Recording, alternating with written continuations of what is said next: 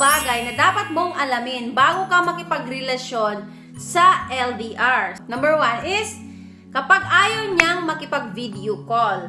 So, isang red flag yan sa ka-LDR mo kapag never siyang nag-initiate na makipag-video call sa'yo. 2 is, hawak niya ang oras niya. So, number 3 is, mabilis siyang na-in love. So, 3 days pa lang mga babes ha. 3 days pa lang kayong magka-chat dalawa. As in, na-in love na daw siya agad sa'yo. Na-in love na siya sa'yo ha. Number 4 is, eto yung malala mga babes ha.